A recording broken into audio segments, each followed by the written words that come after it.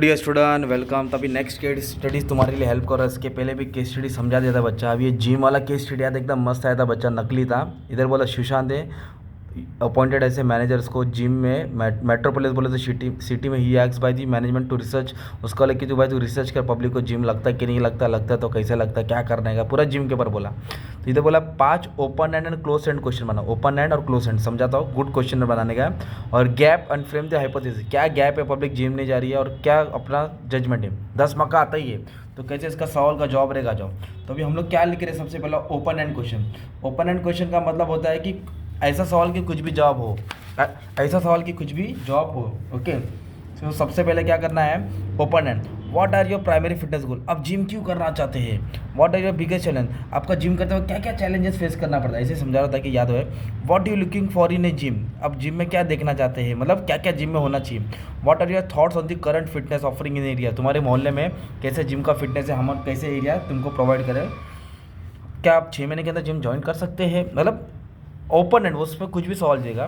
Close and का मतलब होता है उसका जवाब तुमको मिलेगा, वैलिड आंसर मिलेगा। ओके, तो how often do you exercise per week, हफ्ते में कितना दिन जिम करते हैं, आपकी एज की रेंज कितना है, what is your gender, do you गुटखा विमल विमल बोलो जुबा केसरी, अब वो खाते हैं, वड़ा पाव खाते हैं। What is your approximate house hold income, would be in interest in personal training. ये तुम्हारा क्लोज एंड क्वेश्चन हो गया।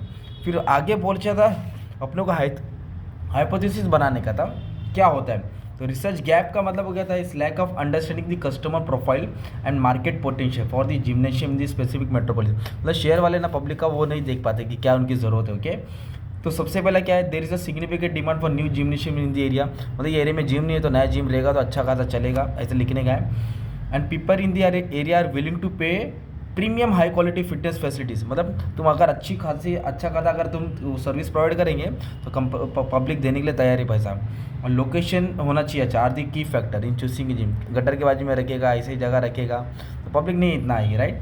फिर बाद में बोला है yes variety of fitness, customer looking for variety of fitness, मतलब अलग अलग मशीन होनी चाहिए, डंबल्स होने चाहिए, जिससे अलग अलग बॉडी का ना शेप आना चाहिए। जो जिम करता है कमेंट में डाल दो भाई। और पर्सनलाइज अटेंशन होनी चाहिए, सपोर्ट होना चाहिए ताकि कस्टमर खुश रहे। इस तरह तुमको केस स्टडी ओन वर्ड्स में लिखने का था बच्चा। ओके, बाकी सब अपलोड कर दिया, बस तुम्हारा काम अच्छे से पढ़ लेना। Thank you very much and all the best for exam.